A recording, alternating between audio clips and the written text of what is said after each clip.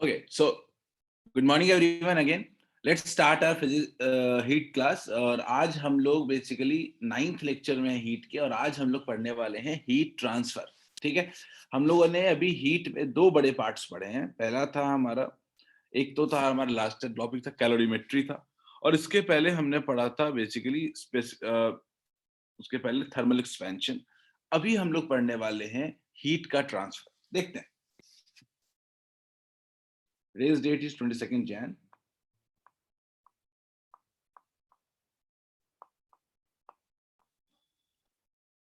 Okay, चलिए तो अभी एक बार एक काम करते हैं। लास्ट क्लास में इसके बारे में हम क्या पढ़े थे, एक बार जल्दी से उसको रिकॉल कर लेते हैं। तो लास्ट क्लास में जब हम पढ़ रहे थे, तो लास्ट क्लास हमने बोला था कि बेसिकली हीट ट्रांसफर का मतलब होता है कि एक पॉइंट से दूसरे पॉइंट पे हीट को भेजना due to temperature difference, due to temperature का डिफरेंस। तो हीट ट्रांसफर करने के लिए बेसिकली हमारे पास तीन बड़े मोड्स अवेलेबल थे। ठीक, हमने जो कल क्लास में बात किया था, तीन बड़े मोड्स अवेलेबल थे। उसमें जो सबसे पहला मोड था वो क्या था? कंडक्शन। वो था कंडक्शन। दूसरा सबसे बड़ा मोड था हीट ट्रांसफर का, वो क्या था? कन्वेक्शन। कन्वेक्शन। और तीसरा सबसे बड़ा जो मोड था वो क्या था? रेडिएशन। वो क्या था? रेडिएशन। तो तीन तरीकों से हीट को हम लोग एक जगह से दूसरी जगह ट्रांसफर कर सकते हैं। ठीक है, जब बात हम कंडक्शन की करते हैं, जब बात हम कंडक्शन की करते हैं तो इसका बड़ा सिंपल सा मतलब होता है heat transfer with direct contact. Heat transfer with direct contact. Heat transfer with direct contact. ठीक है, और अगर मैं बात करूं रेडिएशन की, जो दो हमारे सिलेबस में है, वो क्या होता है? Heat transfer, heat transfer without any direct contact. Heat transfer without any direct contact. Without any direct contact. Direct contact, यही दो तरीके हैं मेनली जो हमको पढ़ने हैं। याद रखिएगा बच्चों कि हम लोग जब बात करते हैं रेडिएशन की, तो it is the fastest mode of heat transfer. It is the fastest mode of heat transfer. इससे फास्ट कोई नहीं, it is the fastest mode of heat transfer. Mode of heat transfer. तो बच्चों हम लोग आज जो पढ़ने वाले हैं, आज हम लोग पहले टाइप के बारे में पढ़ने वाले हैं, वो है कंडक्शन। कि दो बॉडी के बीच अगर डायरेक्ट कांटेक्ट हो तो उनके बीच हीट का ट्रांसफर कैसे होगा, इसको हम लोग पढ़ने की कोशिश करेंगे। ठीक है, लेट्स कंटिन्यू विद दैट। तो हम लोग आज शुरू करने वाले हैं अपना पहला topic, that is called conduction. तो सबसे पहले आता है कंडक्शन टॉपिक। जब शुरू कर रहे हैं तो एक बार कंडक्शन का डेफिनेशन भी लिख लिया जाए। एक बार हम लोग कंडक्शन को डिफाइन कर लेते हैं। ठीक है, बिकॉज हम लोग फ्रेश टॉपिक है बिल्कुल हमारा। ठीक है, कंडक्शन, कंडक्शन क्या होता है? ठीक, तो लिख लेते हैं हम लोग। It can be defined as, it can be defined as, सब लोग साथ साथ लिखते चलें। It can be defined as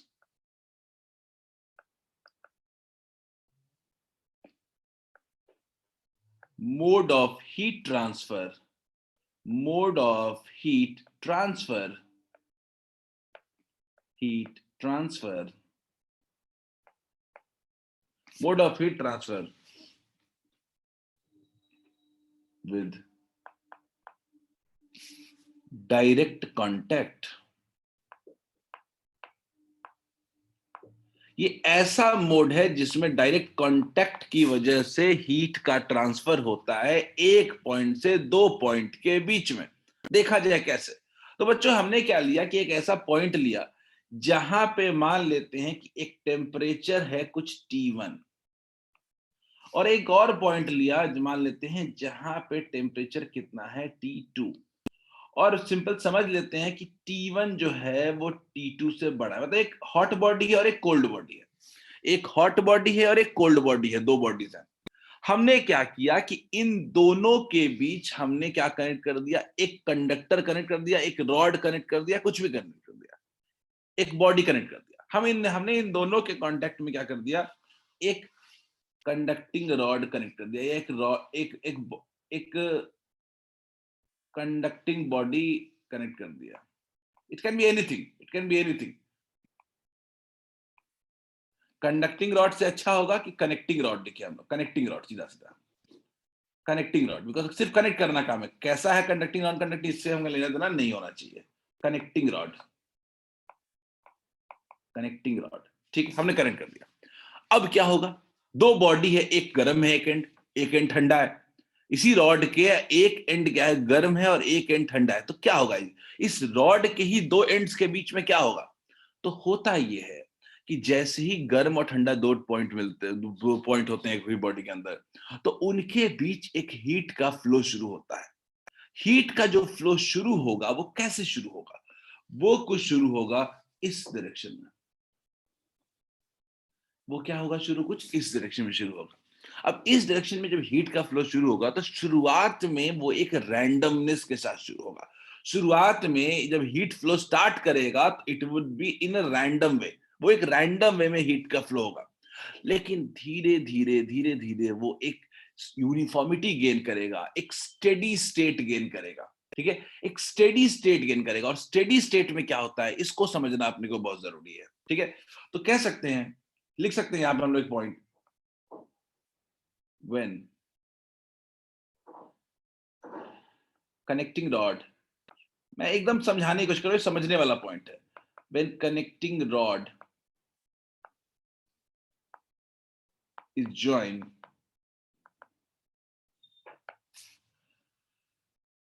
flow of heat,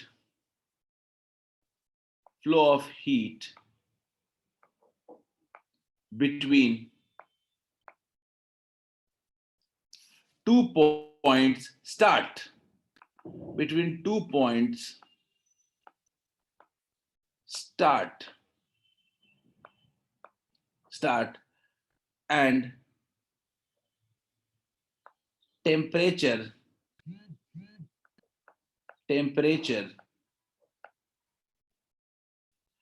at every point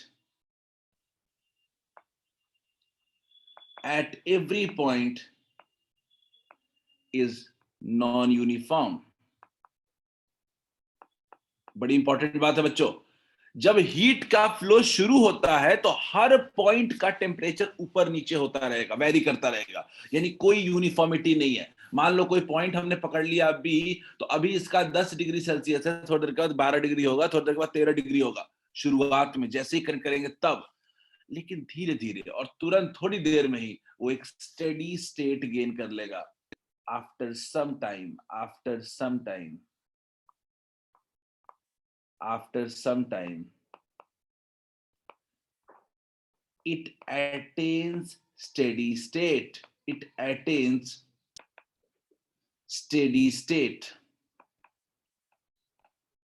steady state ठीक है। अब ये बच्चों समझना आपको यही है कि ये स्टेडी स्टेट क्या होता है। सारा खेल इसी में अटका हुआ है कि आखिर चलो शुरुआत में कनेक्ट किया तो हीट रैंडमली फ्लो किया, लेकिन धीरे धीरे वो क्या गेन कर लिया, एक स्टेडी स्टेट गेन कर लिया। अब ये स्टेडी स्टेट का क्या है, तो सबसे बड़ी बात है स्टेडी स्टेट का कि हर एक पॉइंट का जो टेम्परेचर होगा वो कांस्टेंट हो जाएगा। अब वो वेरी नहीं करेगा। तो सिंपल से पॉइंट है कि सबसे बड़ा जो पॉइंट होगा कि temperature at every point, temperature at every point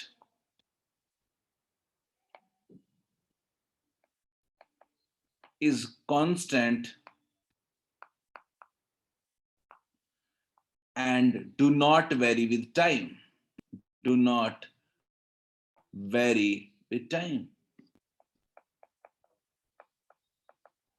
clear? ये टाइम के साथ वेरी नहीं करेगा, ये फिक्स हो गया। हर जगह का टेम्परेचर क्या हो गया, फिक्स हो गया। और देखते हैं कैसे, तो मान लेते हैं कि ये जो रॉड है मेरा बीच का, रॉड के एक एंड पे टेम्परेचर तुमको पता है कितना है, T1 है, और दूसरा टेम्परेचर कितना है, T2 है।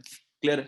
तो हमने क्या देखा कि रॉड के जो बाकी पोजीशन है, मान लेते हैं कि एक पॉइंट ऐसा आया यहाँ पे कितना है, T3, यहाँ पे कितना है, T4, यहाँ पे कितना है कुछ, T5। अब हर जगह का टेम्परेचर कांस्टेंट हो गया है, T6, और यहाँ पे कितना हो गया, T7। गौर से देखिए, T1 और T2 दो एंड्स है, 100 डिग्री 20 डिग्री। अब इसके बीच में भी क्या होगा, हर पॉइंट का टेम्परेचर क्या हो गया है, कांस्टेंट हो गया। कितना है, कैसे वेरी करेगा? तो याद रखिएगा, हीट के फ्लो के डायरेक्शन में टेम्परेचर जो होगा वो डिक्रीज करेगा। हीट के फ्लो के डायरेक्शन में टेम्परेचर यूनिफॉर्मली डिक्रीज करेगा। कैसे डिक्रीज करेगा समझते हैं, देखिएगा। क्या लिखेंगे? सबसे ज्यादा कौन होगा? ही हॉट बॉडी है T1, उसके बाद क्या होगा? T2, उसके बाद क्या होगा? T3। I am doing it opposite. सबसे बड़ा क्या होगा? सबसे बड़ा T1 होगा, फिर क्या होगा? T2, फिर क्या होगा? T3, फिर क्या होगा? T3, फिर क्या होगा? T4, फिर क्या होगा? T5, फिर क्या होगा? T6, फिर क्या होगा? T7 और लास्ट में क्या होगा? T2। यानी जो टेम्परेचर है वो यूनिफॉर्मली डिक्रीज करेगा। जो बॉडी का टेम्परेचर होगा वो यूनिफॉर्मली डिक्रीज करेगा। Just give me a second.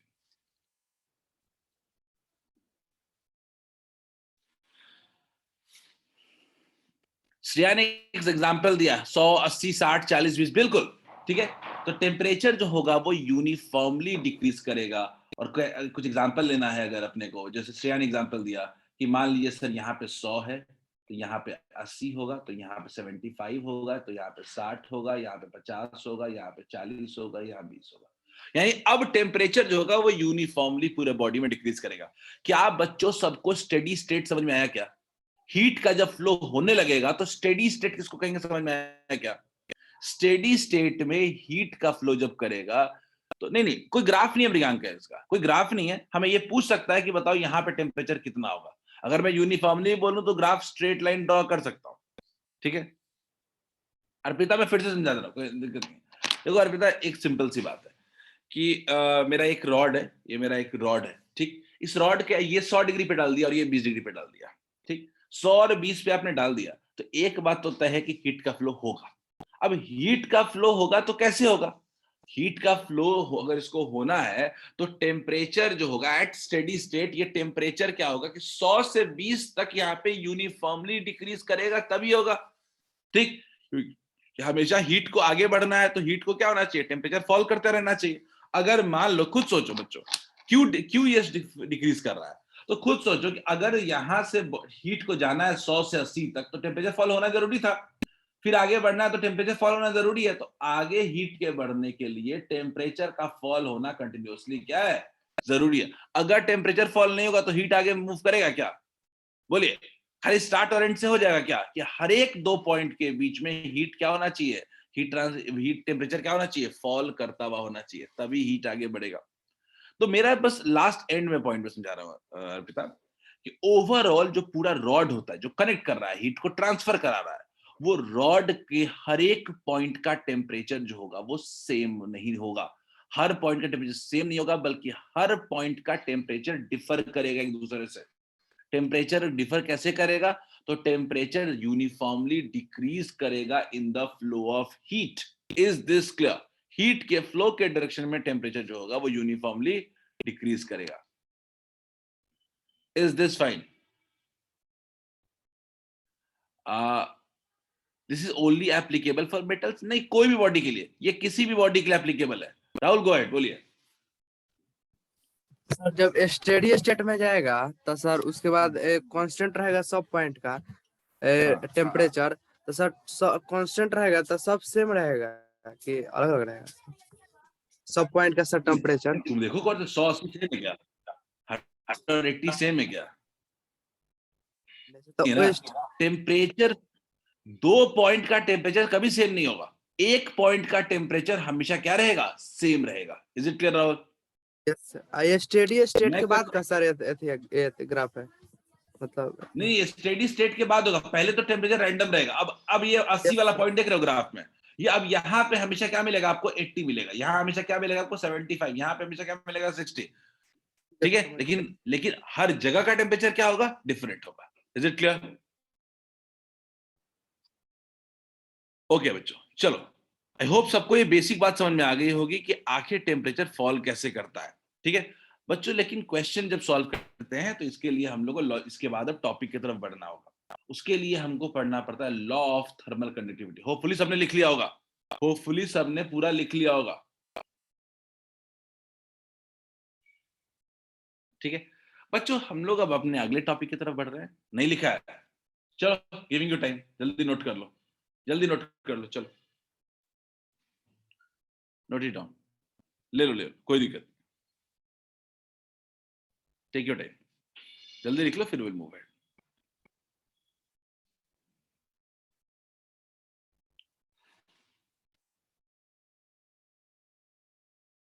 ये बेसिक थ्योरी है। अब न्यूमेरिकल्स के लिए हमको आगे इन सब चीजों के अलावा हमको बात करना पड़ेगा फॉर्मूले पे।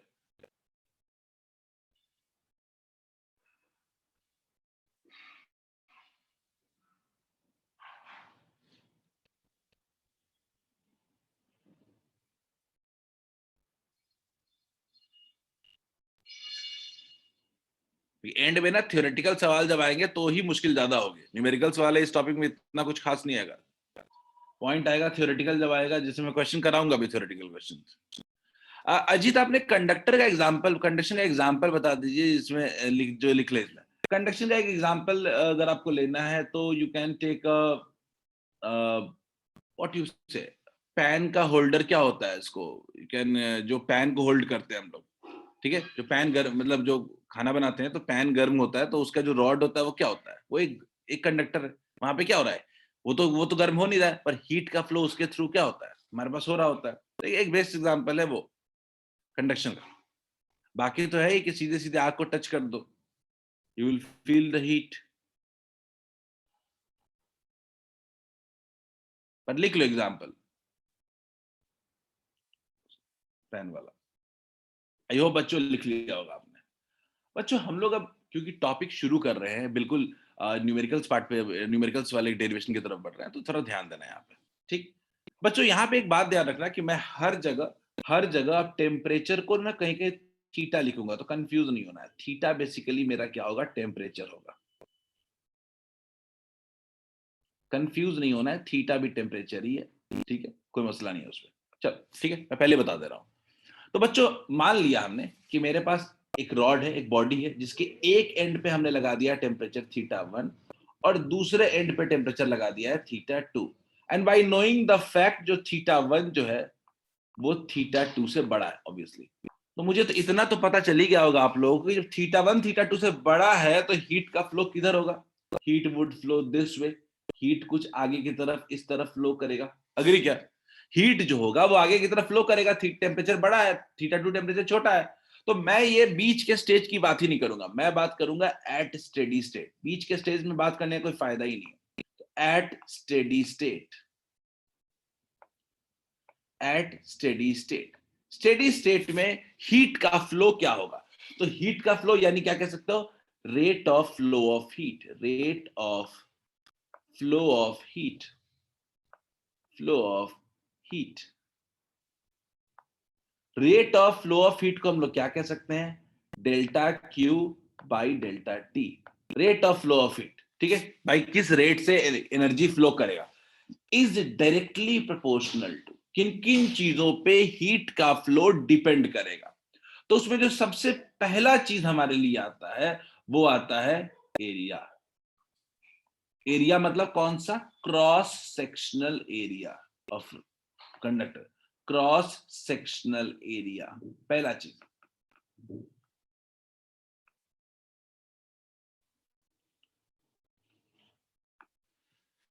इज इट क्लियर, सबसे पहला चीज जो डिपेंड करता है वो क्या डिपेंड करता है, इसका एरिया, इस कंडक्टर का क्या होगा, एरिया, एरिया, ठीक।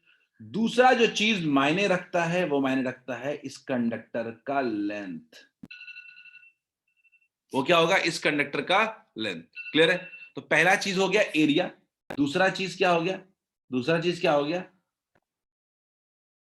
Length, inversely proportional to length. और जो तीसरा चीज होता है वो होता है directly proportional to temperature difference, delta theta, where delta theta is what, delta theta is nothing but θ1 minus θ2। Clear है बच्चों, तो rate of flow of heat कुल तीन चीजों पे डिपेंड करता है, ठीक है। एक होगा एरिया, कितना बड़ा एरिया है, दूसरा इनवर्सली प्रोपोर्शनल टू लेंथ, कितना बड़ा लेंथ है, उससे उतना बड़ा लेंथ होगा उतना कम ही heat, rate of flow of heat होगा, तीसरा टेम्परेचर का डिफरेंस। मेन फैक्टर तो वही था, टेम्परेचर डिफरेंस। तो कुल मिला के जब रिलेशनशिप आता है, कुल मिला के जब रिलेशनशिप बन रहा है, वो क्या बन रहा है? वो बन रहा है delta Q by delta T, जिसको D Q by D T भी लिख सकते हैं, is equal to, is directly proportional to area by L into delta theta. ठीक है विभांशु, आपने बोला है सर थीटा 2 माइनस थीटा 1 होगा, लेकिन विभांशु क्या थीटा 2 कौन बढ़ा है टेम्परेचर में? इसमें क्या यहां सिंपल हम टेम्परेचर डिफरेंस की बात कर रहे हैं क्या? टेम्परेचर डिफरेंस है तो टेम्परेचर कौन बढ़ा होगा? देख लो एक बार, पता चलेगा तो तब से दिमाग में आएगा। देखो गौर से एक बार, तो गौर से देखिए बच्चों, अब हम लोग फाइनल फॉर्मूले की तरफ बढ़ रहे हैं। वो क्या है? वो है हमारा delta Q by D T को हम लोग लिख सकते हैं D Q by D T भी लिख सकते हैं, कोई दिक्कत नहीं है। D Q by D T, rate of flow of heat, is equal to something K times area by L, K times area by L into delta theta, where K का जो वैल्यू आया है, के जो आया है आपका, के is just a constant of proportionality, constant of proportionality आया है।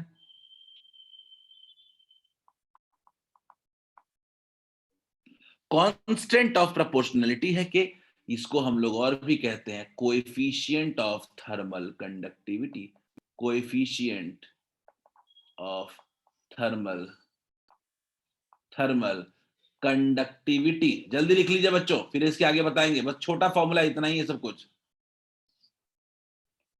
बस इतने ही फॉर्मूला पे सारी कहानी है, इसी को समझ लेना, खाली इसी को बार बार कहानी पढ़ते रहो। नहीं नहीं लिखना नहीं होगा फुलके, बस याद रखना कि थीटा भी यूज करते हैं हम लोग, बस याद रखना कि थीटा भी टेम्परेचर के लिए यूज करते हैं, नथिंग एल्स। ठीक है बच्चों, जल्दी जल्दी सब लोग लिखो, ये फॉर्मूला लिखो सब लोग। पहले ये रिलेशनशिप वाला लिखो,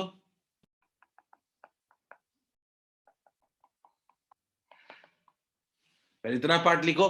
rate of flow of heat किन चीजों पे डिपेंड करता है, फिर हम आते हैं कुछ और बात करते हैं, थोड़ा फॉर्मूला को और अच्छा इंटरेस्टिंग बनाएंगे।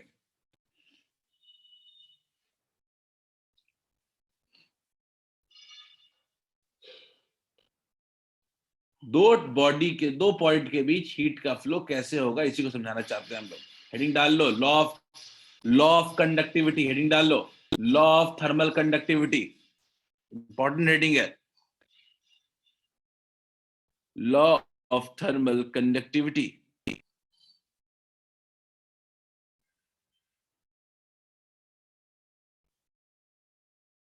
बातें मृगांक सब कुछ बात करेंगे के बारे में, अभी तो वो शुरू किया है अभी ना, के क्या होता है, के किन चीजों पर डिपेंड करता है, इन सब पे बात करेंगे हम लोग।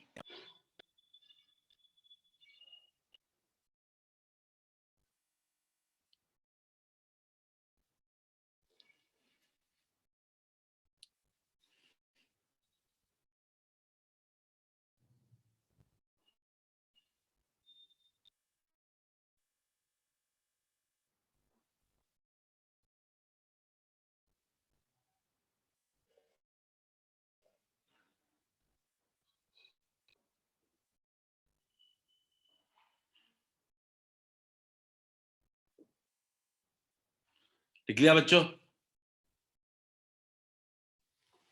पहले लिख लो फिर आगे बढ़ते हैं, फिर इसी के एक्सप्लेनेशन पे हम लोग आगे बढ़ेंगे। और बस इतना ही, यही फॉर्मूला, इसको समझना है ठीक से। फॉर्मूला को भी स्मार्ट बनाना है, बिल्कुल आदर्श। अभी फॉर्मूला रैंडम है थोड़ा सा। अभी फॉर्मूला उसी तरह से जैसे सो के उठते हो आप लोग सुबह सुबह, जिस हालत में होते हो उसी हालत में फॉर्मूला भी है। फॉर्मूले को ठीक से जगाना है।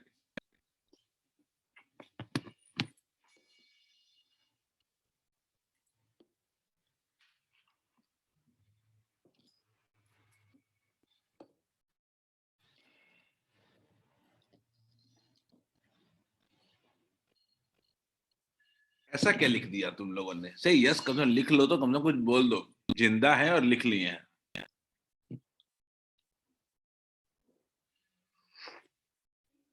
वरना मुझे लगता रहेगा सब नींद में ही हो। सोनिया, मंतशा, श्रेयांश 3, विनीता 4।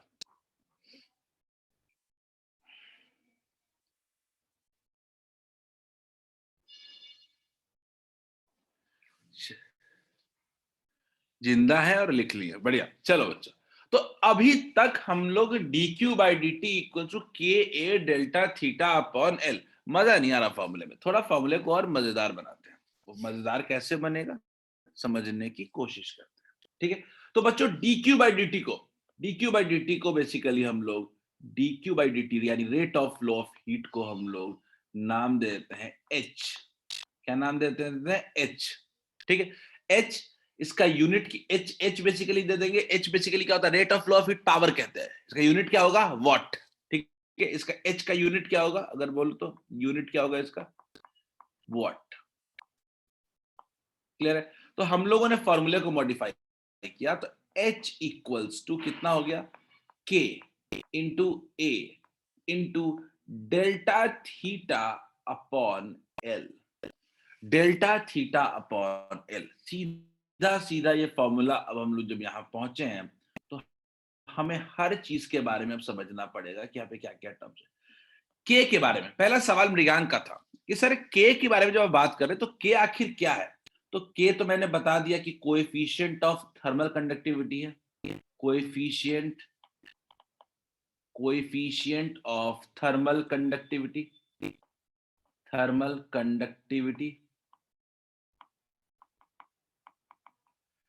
ये मटेरियल का प्रॉपर्टी है, मटेरियलिस्टिक प्रॉपर्टी, या डिपेंड्स ऑन, या कह सकते हैं it depends on material, her material का अपना अपना के होता है।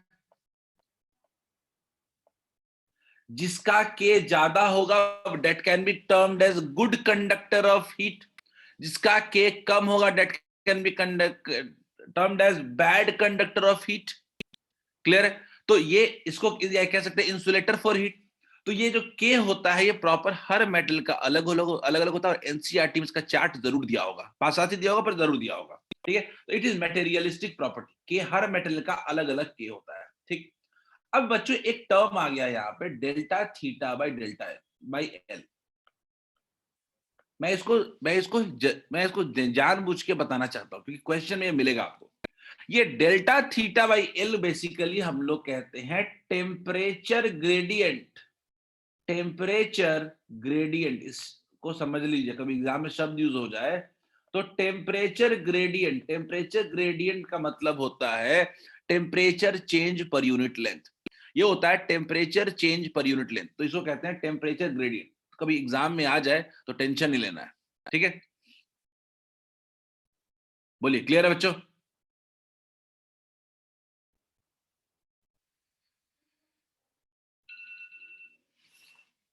ठीक है। अब एक सवाल पे हम लोग आते हैं जो विभांशु ने पूछा था, ठीक है बच्चों, ये जो कि बहुत इंपॉर्टेंट है, ठीक है। ये बेसिक कुछ टर्म्स है जो जान लो फॉर्मूले में, क्योंकि क्वेश्चन करने जाएंगे अभी हम लोग तो काम आएगा, ठीक है, काम आएगा। तो बच्चों एक टर्म जो अभी अभी थोड़ी देर पहले विभांशु ने पूछा था कि सर आपने डेल्टा थीटा को थीटा 2 माइनस थीटा 1 क्यों नहीं लिखा, ठीक है।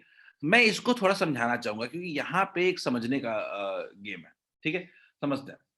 तो बच्चों कई बुक्स में आपको इन सम बुक्स आपको ये दिखेगा कुछ चीज। मैं पहले ही बता देता हूं, इन सम बुक्स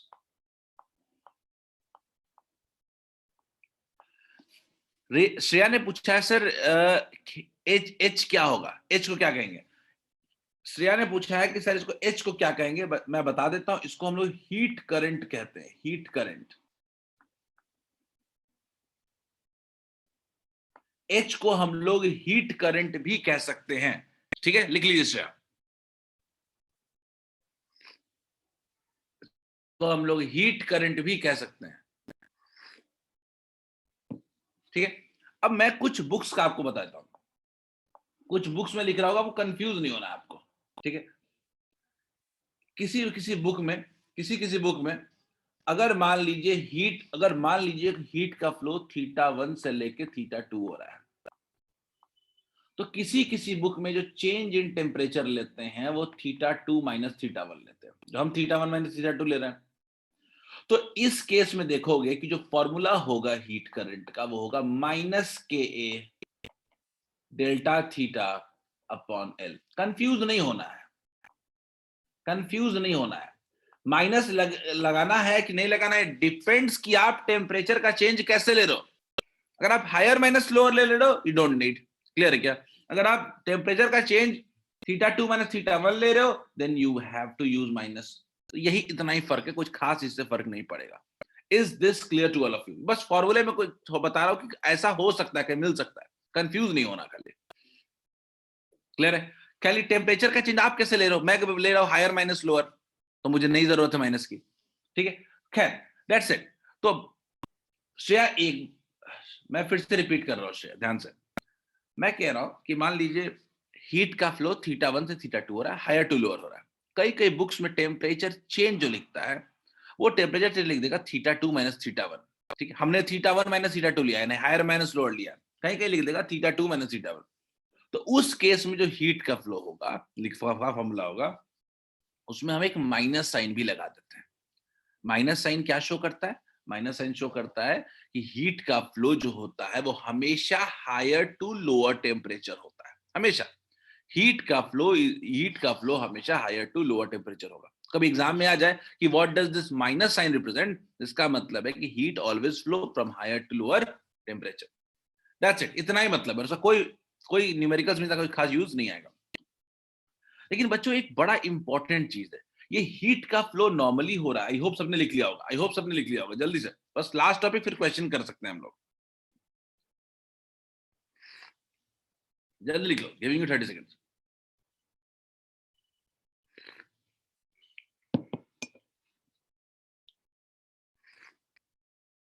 एक ही फॉर्मूले के साथ हम बहुत सारे एक्सपेरिमेंट्स करेंगे। यही फॉर्मूला है खाली, K delta theta by L। लिख लिया बच्चों? 30 सेकंड और दे रहा हूं, बस ज्यादा कुछ लिखना नहीं है इसमें। अच्छा एक चीज और है बच्चों, एग्जाम में सवाल आता है, ये K का यूनिट क्या होता है? ये K का यूनिट क्या होता है? यूनिट ऑफ K, ये भी निकाल लेना। यूनिट ऑफ K, इसके लिए मेरी हेल्प की जरूरत नहीं है। ठीक है, एग्जाम में आया तो ये नहीं कि आउट ऑफ सिलेबस आ गया। लिख लिया बच्चों? चलो बच्चों, ये टॉपिक जो है एक्चुअली में, ये टॉपिक इस चैप्टर को, इसको इंटरेस्टिंग बनाता है और इजी बनाता है। क्वेश्चन को आप सीधे सीधे जितना पढ़े हो उससे क्वेश्चन आप बना सकते हो, लेकिन ये अप्रोच आपको क्वेश्चन को आसान बना देगा। ठीक है बच्चों, मैं इतना ही कह रहा हूं कि एक कंडक्टर दिख रहा है आपको, और एक टेम्परेचर, हायर टेम्परेचर क्या है, θ1 है, और एक टेम्परेचर कितना है, θ2 है। ठीक है, और इसके बीच में एक हीट का फ्लो होने वाला है। कैसा? हीट का फ्लो का नाम क्या दिया हमने? Heat current, H। हीट का फ्लो होने वाला है, और हीट के फ्लो का फॉर्मूला कितना है वो भी हम जानते हैं। हीट करंट का फॉर्मूला कितना है? H equals to K A delta theta upon L। सीधा सीधा यही फॉर्मूला है। तो हमने सोचा कि क्यों ना अज्यूम करें कि ये एक तरीके का करंट का फ्लो है दो पॉइंट के बीच। ये एक तरीके से करंट फ्लो कर रहा है दो पॉइंट के बीच, और दोनों पॉइंट के बीच एक पोटेंशियल का डिफरेंस है। दोनों पॉइंट के बीच एक पोटेंशियल का डिफरेंस है, और इसी के वजह से इस बॉडी में करंट का फ्लो हो रहा है। यही तो होता था करंट में, कि दो पॉइंट के बीच पोटेंशियल का डिफरेंस होता था, करंट फ्लो करता था। यहां पे दो पॉइंट के बीच टेम्परेचर का डिफरेंस है, हीट फ्लो कर रहा है। तो हमने सोचा कि एक काम करते हैं, एनालॉजी लेते हैं। एनालॉजी का मतलब सिमिलैरिटी। तो मैंने कहा कि पोटेंशियल डिफरेंस को एनालॉजी लेते हैं टेम्परेचर डिफरेंस के साथ। एनालॉजी लेते हैं टेम्परेचर डिफरेंस के साथ। करंट आई को एनालॉजी लेते हैं हीट के साथ। हीट करंट है, ये भी करंट है। पोटेंशियल डिफरेंस है, टेम्परेचर डिफरेंस है।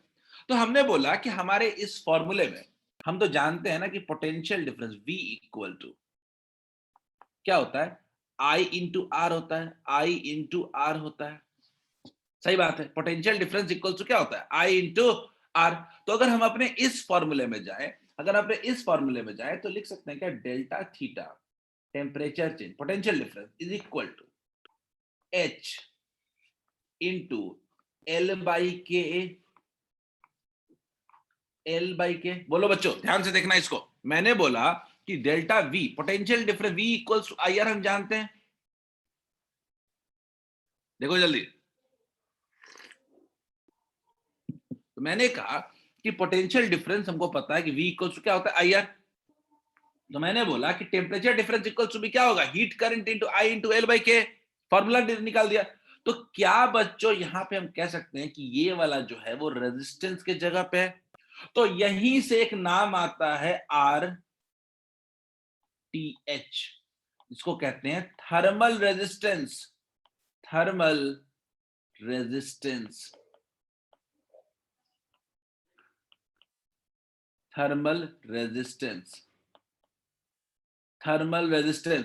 और ये थर्मल रेजिस्टेंस जो होता है वो कितना होता है किसी भी कंडक्टर का? L बाई के इंटू ए। ये याद रखना, ये आगे हमको बहुत हेल्प करेगा जब सीरीज पैरेलल पढ़ेंगे। अभी शायद उतना काम ना आए, लेकिन जब सीरीज पैरेलल पढ़ेंगे तो ये थर्मल रेजिस्टेंस का हम बहुत यूज करेंगे।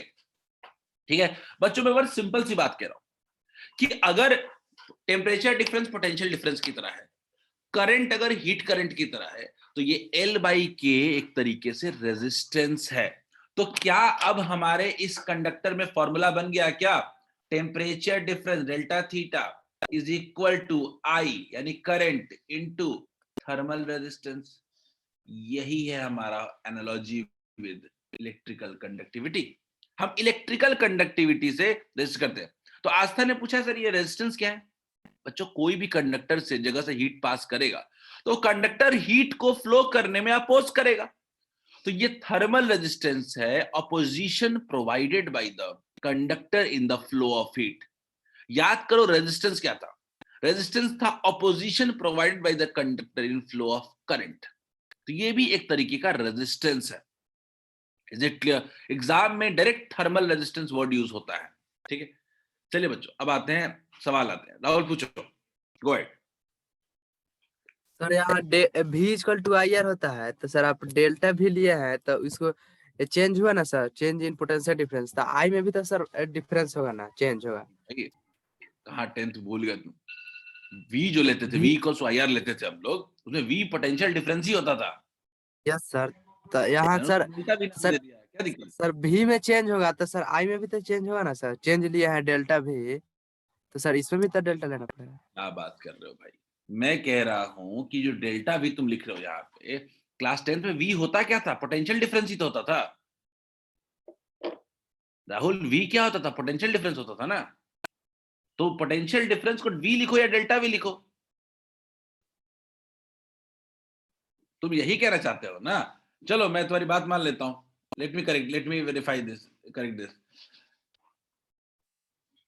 ठीक, मैं वी लिख देता हूं। पर ये v है क्या? v मतलब होता है पोटेंशियल डिफरेंस, एक पॉइंट का थोड़े v होता है। तो v इक्वल टू कितना होगा? v1 माइनस v2 ही तो होगा, या डेल्टा v ही तो होगा। बोले क्लियर है क्या? ठीक है, सिमरन ने एक डेफिनेशन दिया, बोला कि sir the property of conductor to which opposes the flow of current is called resistance of conductor. ठीक बात है सिमरन, यहाँ पे जो जो हीट को अपोज करेगा उसको हीट करंट कहेंगे। क्लियर है बच्चों? जल्दी से लिखो। मैंने एक एनालॉजी क्रिएट किया, ये एनालॉजी ऐसा है जो अपने हिसाब से आप यूज कर सकते हो। जल्दी करो, हम लोग अब न्यूमेरिकल्स की तरफ बढ़ेंगे।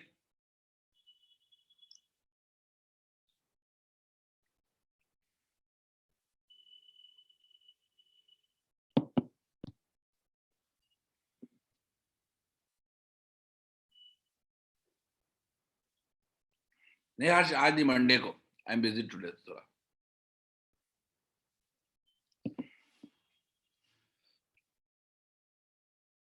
बच्चों मैं अब जो पढ़ाया हूं उसको जल्दी से कंक्लूड करता हूं। ठीक है, जल्दी से कंक्लूड करता हूं, होपफुली इसके बाद हम लोग आगे बढ़ेंगे। सीरीज पैरेलल जब पढ़ाएंगे तो वहां पे फिर से ये थर्मल रेजिस्टेंस वाला टर्म आएगा।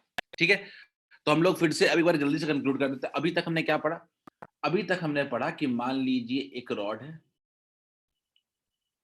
एक रॉड है, ठीक है, और रॉड है और यहाँ का टेम्परेचर θ1 है और यहाँ का टेम्परेचर θ2 है, और विद ऑब्वियस रीजन θ1 जो है वो θ2 से बड़ा है।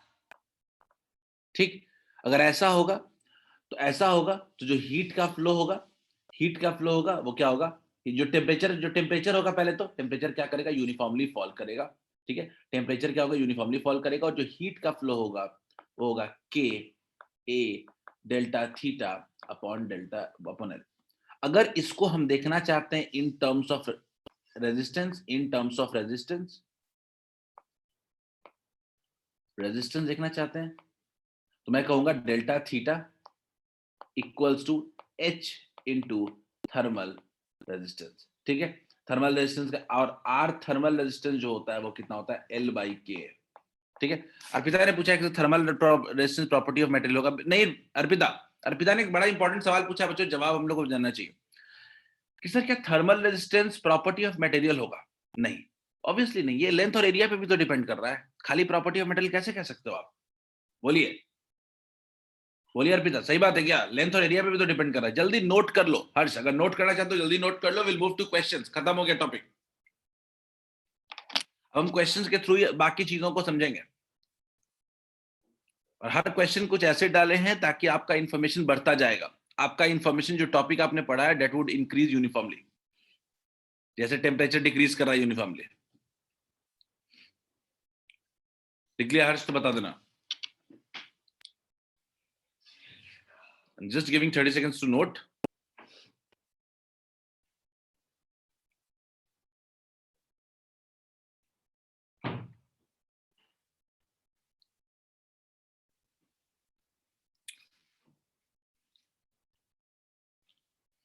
एक ही फॉर्मूला और कुछ नहीं एक्स्ट्रा इसी में, इस टॉपिक में, कंडक्शन। अब इस फॉर्मूले को कितना तोड़ सकते हैं, that would be the different thing. लिख लिया? चलो फर्स्ट क्वेश्चन बच्चों, मुझे आप लोग क्वेश्चन को पढ़ो और इत्मीनान से रिस्पॉन्ड करो, जल्दबाजी मत करना।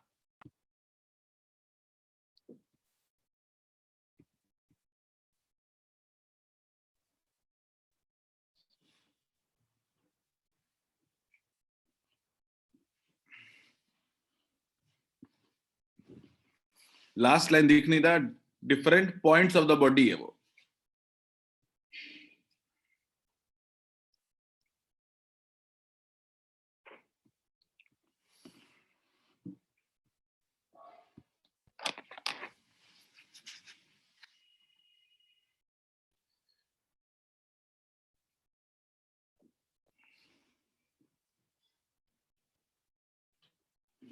आठ रिस्पॉन्स आए अभी तक सिर्फ।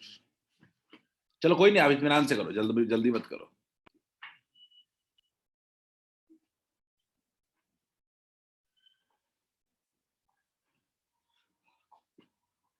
ध्यान से बच्चों, ये पढ़ाया हुआ अभी अभी, बहुत बेसिक सवाल है। आप टाइम दो पढ़ने में क्वेश्चन को, it's not a bad thing.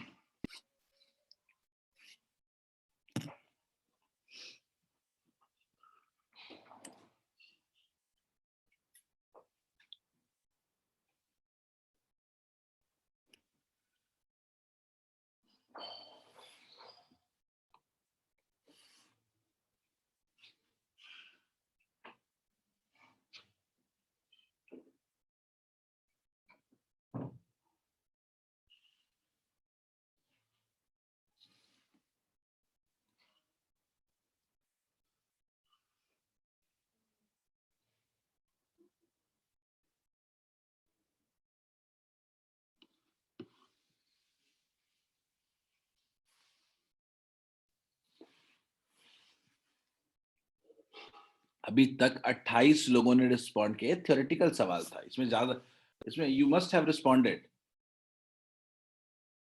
सिर्फ टंग ट्विस्टर है ये। 29 लोगों ने रिस्पॉन्ड किया है, जिसमें से 30 लोगों ने, इसमें से 21 लोगों का आंसर सही है, which is good. But still बच्चों, we need more response. Question को ठीक से पढ़ो, स्टेडी स्टेट समझ में आ जाएगा क्या होता है। You will understand what is the steady state. Last 1 minute बच्चों, everyone just go for the response.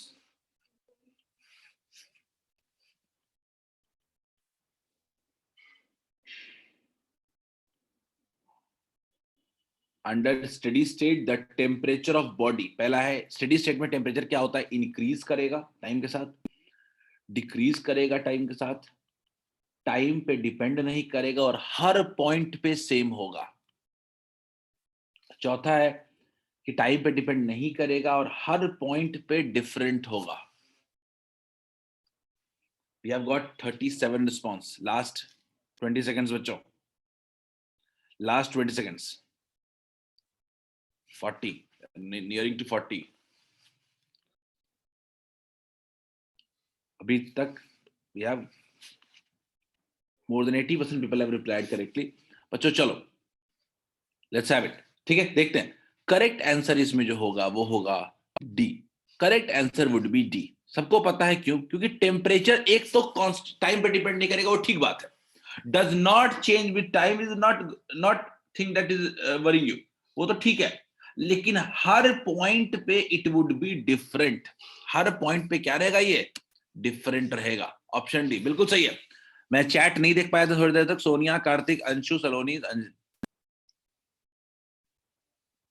Okay ठीक है। तो काफी लोगों ने रिस्पॉन्ड कर दिया था, सही रिस्पॉन्ड किया था। ठीक है, let's move to next question. बच्चों अब पॉइंट अपने कॉन्सेप्ट को समझने की कोशिश करिए। अगले क्वेश्चन की तरफ बढ़ते हैं सब लोग।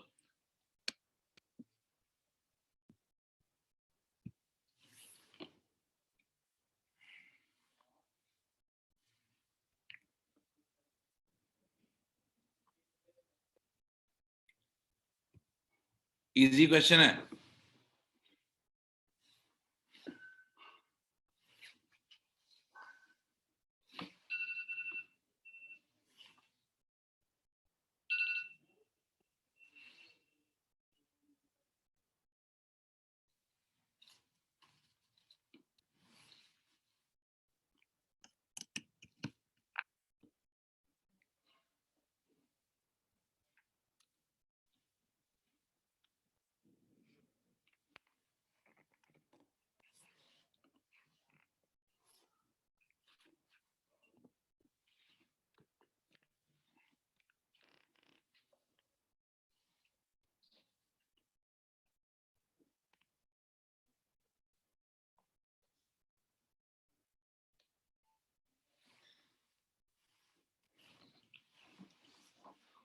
अभी they have got good number of response, but still 22 लोगों ने रिस्पॉन्ड किया अभी तक।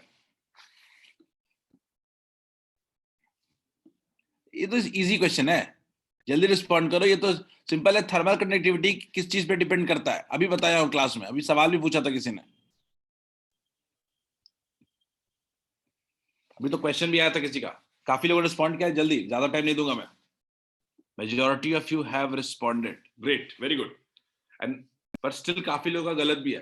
पॉइंट है सीधा सीधा कि आखिर जो कोएफिशिएंट ऑफ थर्मल कंडक्टिविटी के का वैल्यू आया था वो किस चीज पे डिपेंड करता है? के क्या होता है?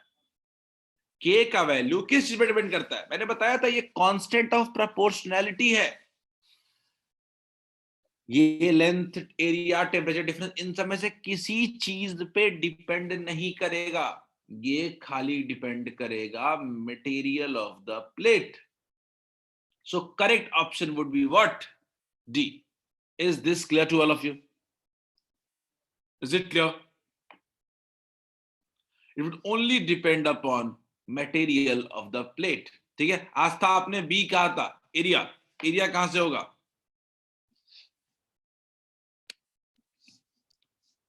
बच्चों अगला सवाल, ये भी आपको जब बनाओगे तो आपको पता चलेगा कि अभी अभी टॉपिक मैंने बताया था।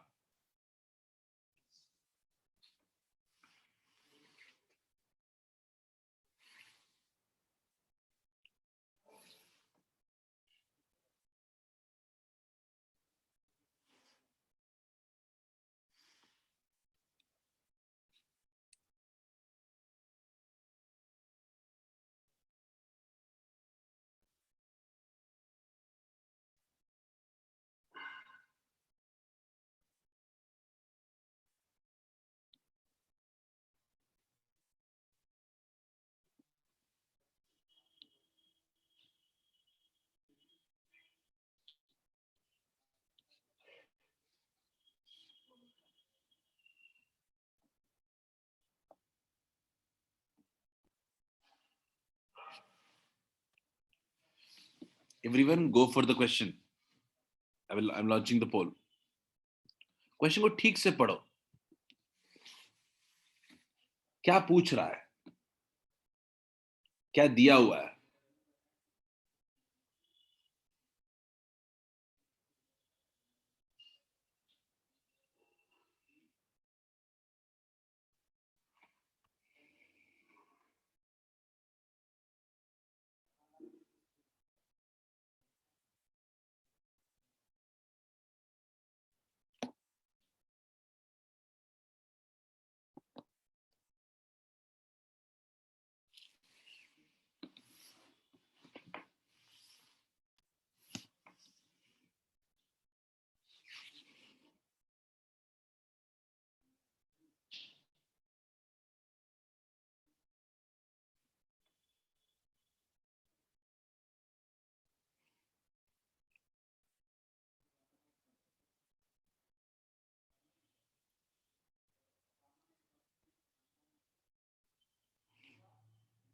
हमारे पास अभी तक 8 लोगों का रिस्पॉन्स आया है, इसमें 6 का सही है, अंशु सही है, श्रेयांश आपका आंसर सही है, हर्ष आपका आंसर सही है, वेरी गुड। जस्ट ये क्लास में बताया हूं एक शब्द, इसमें आपको बस दिमाग में लगाना है कि क्या मैंने बताया था। And the key word here is temperature gradient. ये टेम्परेचर ग्रेडियंट क्या होता है? श्रेया वेरी गुड, अमन अमन वेरी गुड। अभी तक 14 लोगों ने रिस्पॉन्ड किया है, जिसमें से 11 लोगों का आंसर बिल्कुल सही है।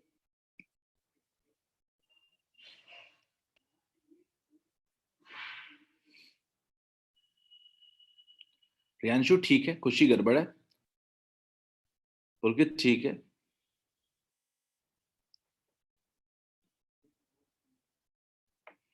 आदर्श ठीक है,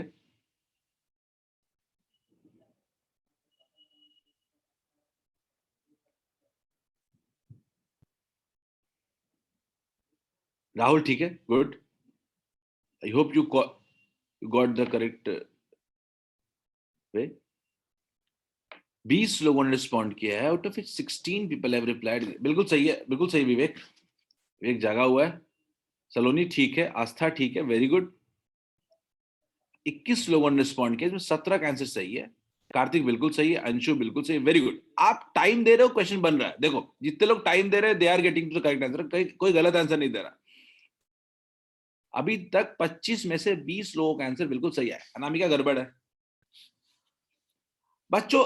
टेम्परेचर ग्रेडियंट, मैंने ये शब्द देख करके आपको लग रहा होगा ये शब्द तो यूज किया हुआ शब्द है, कोई नया शब्द नहीं है।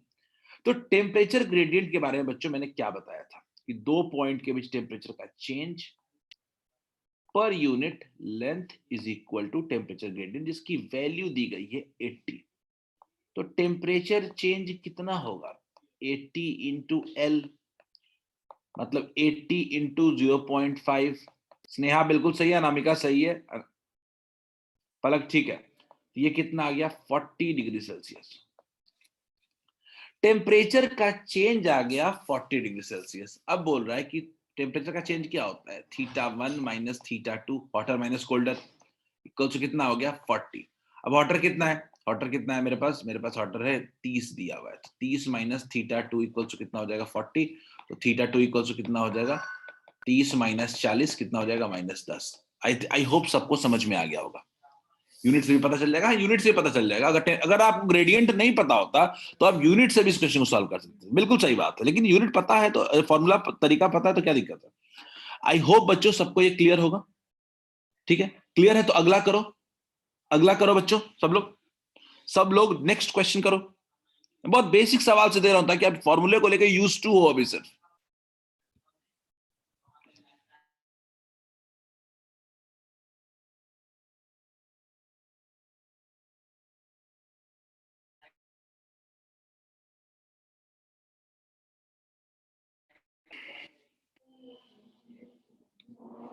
अब जल्दबाजी ना करें रिस्पॉन्स करने में, आप क्वेश्चन को पढ़ ले ठीक से पहले।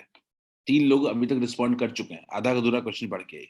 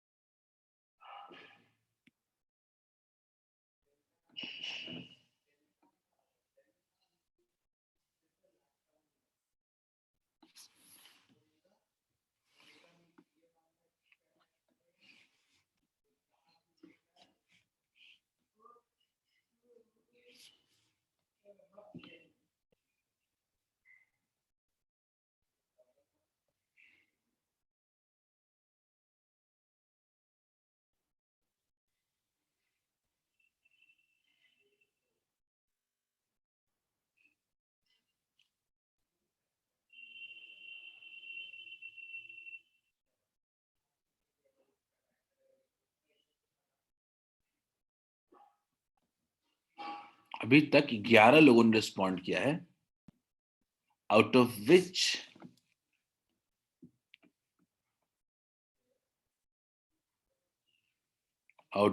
9 people have replied correctly. Others गड़बड़ है। 9:5 है, 9:5 है। 5 लोगों ने एक ही आंसर दिया है और 9 लोगों ने एक ही आंसर दिया है।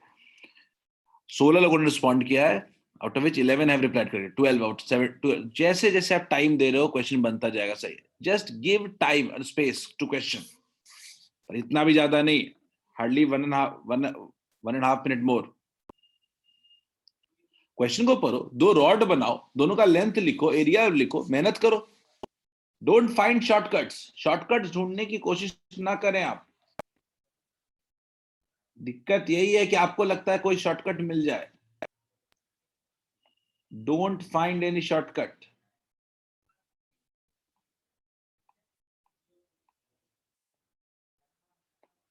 समझना है शुरुआत में अगर क्वेश्चन को ठीक से, तो आपको पहले इसको फिगर बनाना सीखना पड़ेगा। 90-60 के बीच में है और 150 और 10 के बीच में है। लेंथ कितना है? 0.8। एरिया यहां भी ए। ये फिगर बनाना सीखना पड़ेगा। ये पूरा अप्रोच लिखने की आदत डालनी पड़ेगी। मैं तो लिखूंगा ना पहले, तो ऊपर वाले में H1 equals to K। Same material का है तो K ठीक रहेगा। Area KA। डेल्टा थीटा कितना होगा? 90-60 कितना हो जाएगा? 30। भाई बिल्कुल सही है। 31 लोगों ने रिस्पॉन्ड किया, इसमें 23 लोग का आंसर सही है, सिंपली बिकॉज आप लोगों ने टाइम दिया है। ठीक है, 31 लोग सही है, 25 लोग का सही, 26 लोग का सही है 34 में से। बिल्कुल सही है, अगर सुधर गया। ठीक है, 30 बाई कितना हो जाएगा? 0.6। तो ये कितना हो जाएगा? ये लगभग 50 हो जाएगा। तो कितना आ रहा है? 50 इंटू के इंटू ए। और दूसरे के लिए देखते हैं, हीट 2। फिर से क्या हो गया? के सेम है, एरिया भी सेम है। डेल्टा थीटा कितना है? 150 में नजर 40 है, बाई डेल्टा एल कितना? 0.8। ये भी कितना हो जा रहा है? 50। तो ये भी 50 क्या है? तो क्या दोनों में हीट का रेट ऑफ फ्लो सेम है क्या? भले दोनों का डायमेंशन डिफरेंट है क्या, पर दोनों का rate of flow of heat same नहीं है क्या? तो क्या नहीं कह सकते सेम फॉर बोथ? बोले बच्चों, क्या हम नहीं कह सकते हैं कि सेम है दोनों का रेट ऑफ फ्लो? क्लियर है? एक और किया जाए क्या? एक और किया जाए बच्चों? ये वाला समझ में आया सबको? मैंने बोला कि दोनों का फिगर बनाया, एल निकाला, ए निकाला, डेल्टा थीटा दिया हुआ है, के दिया हुआ है। के दोनों का सेम मटेरियल है तो के दोनों का सेम है। तो कंपेयर किया तो ऊपर वाले का 50 के और नीचे वाले का भी 50 के है। दोनों का 50-50 आ गया, मतलब सेम है। दोनों का सेम है तो दोनों का हीट का फ्लो सेम होगा। कौन सा ऑप्शन होगा? सी। अगला क्वेश्चन बच्चों, अगला क्वेश्चन सब लोग करें।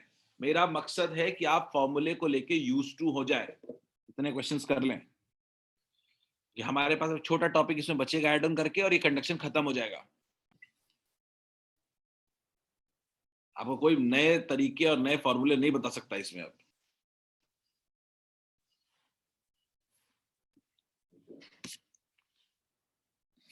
पोल दोबारा लॉन्च कर रहा हूं मैं। आप इत्मीनान से जल्दबाजी मत करो। आंसर पहला 3 आंसर सबने 2 मिनट में दे दिया, 1 मिनट 1 सेकंड में दे दिया था बी का, इसलिए गलत हुआ अभी पिछले में। यू गिव टाइम, सही होगा।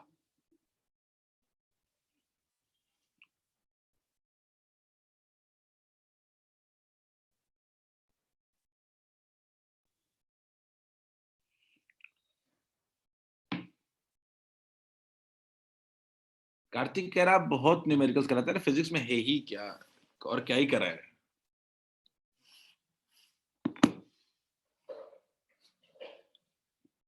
कोई नहीं कार्तिक, 11th का फिजिक्स खत्म होगा तो मैं तुम क्लास में एक बार तुमसे ही डांस करवाऊंगा। इट वुड बी ग्रेट, है ना? सिलेबस खत्म होने की खुशी तुम्हारे चेहरे पे देखना चाहता हूँ।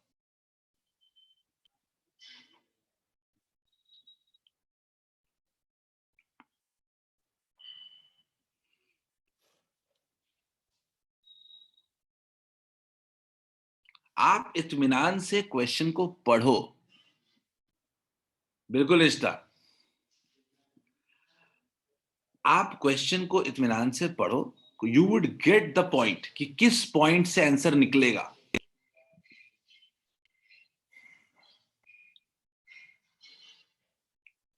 सी कि आखिर एक वर्ड यूज किया गया थर्मल रेजिस्टेंस। थर्मल रेजिस्टेंस क्या होता था?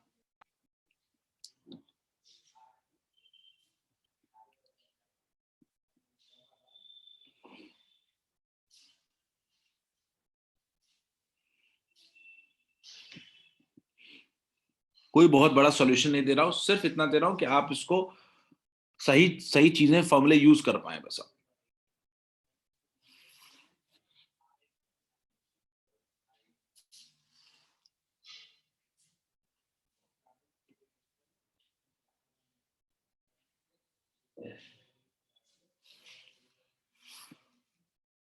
अभी तक 10 लोगों ने रिस्पॉन्ड किया है, आधे लोग ए की तरफ, आधे लोग डी की तरफ।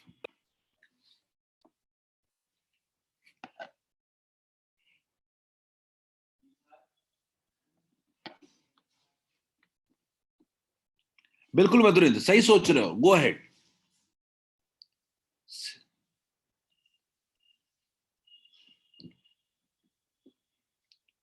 वाह, ए और डी वाले दोनों स्टिक कर रहे हैं, लेकिन एक रेस में आगे निकल गया। Great, you are getting to correct answer. बिल्कुल, खुशी, स्नेहा, अंशु, मंतशा, श्रेया, सबका ठीक है। You all getting to correct response as you have given time. Question आपको सही मिल रहा है, जवाब आपको सही मिल रहा है।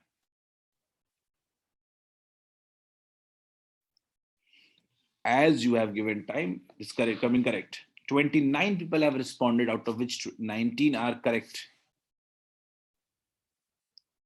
प्रियांशु ठीक है, अरिजीत गड़बड़ है, पलक ठीक है, आस्था ठीक है,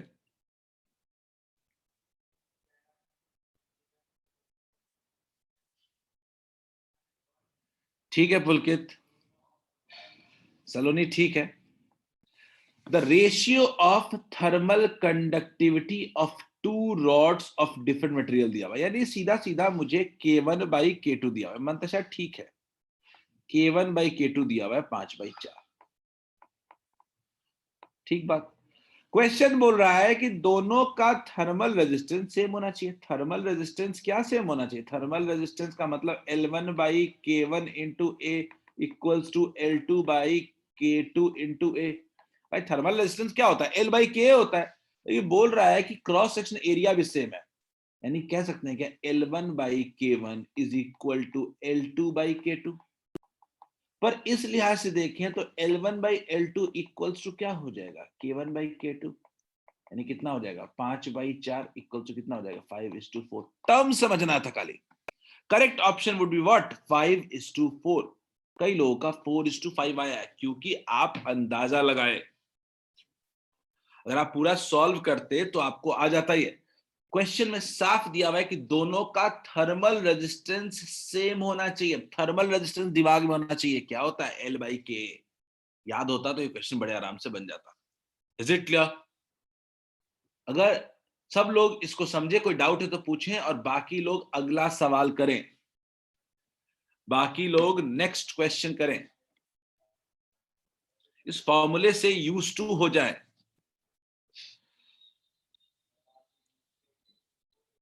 पढ़ो क्वेश्चन को इत्मीनान से, सब क्वेश्चन बन जाएगा।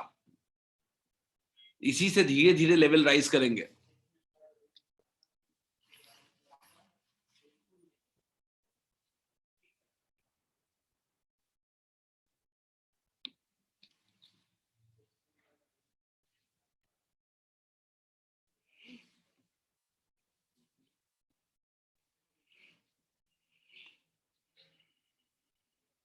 समझो क्या क्या डेटा दिया हुआ है गिवन। इन सब टॉपिक्स में आपको डेटा गिवन ही 90% काम करता है।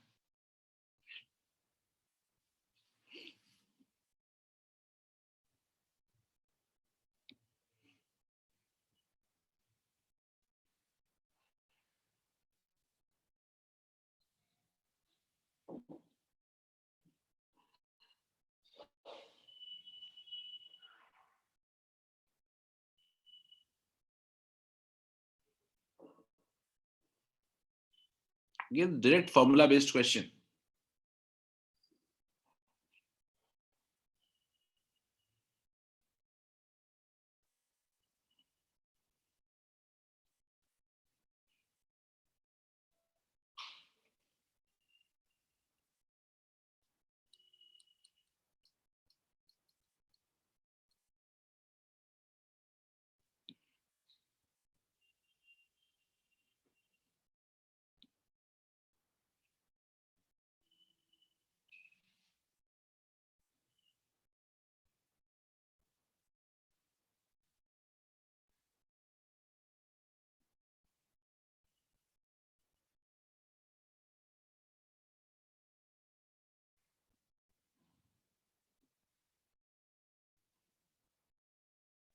वेरी गुड, अभी तक 6 लोगों ने रिस्पॉन्ड किया है, 7 का सही है answer, very good, it's improving.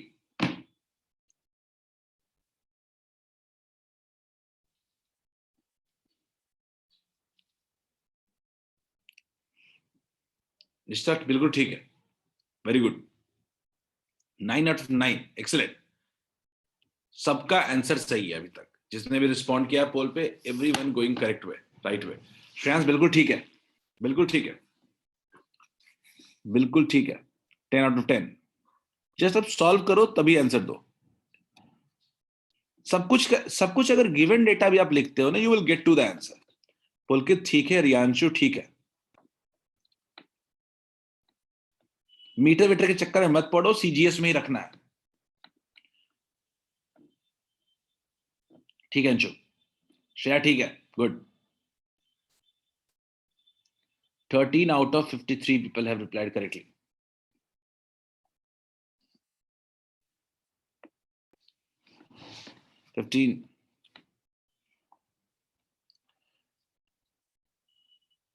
मैं तो आपकी जगह रहता तो ऐसे करता। बिल्कुल ठीक है सबका। Delta T is equal to 20, length 0.4 centimetre, area 5 centimetre square, dq by dt भी दिया हुआ है, गिवन टर्म्स पहचानो खाली, 50 कैलोरी पर सेकेंड। इतना डेटा मुझे दिया हुआ है। तान्या आपका आंसर क्या था तान्या? चैट में मुझे मिला नहीं था तान्या अभी तक।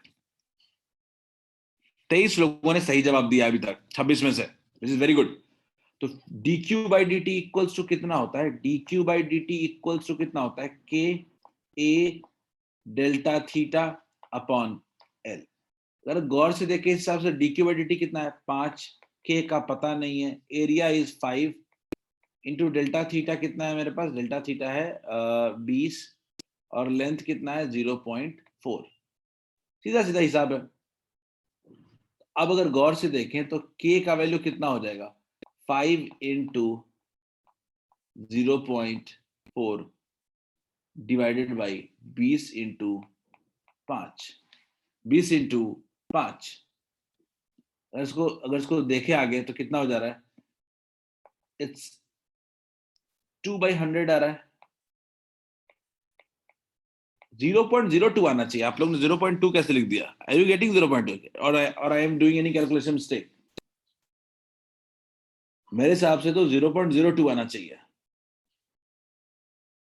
अच्छा sorry sorry sorry sorry sorry sorry, मेरी गलती, 50 कैलोरी था ना। हाँ ठीक है ठीक है ठीक है, 2100 0.0, ठीक है मेरी मिस्टेक, अग्री अग्री।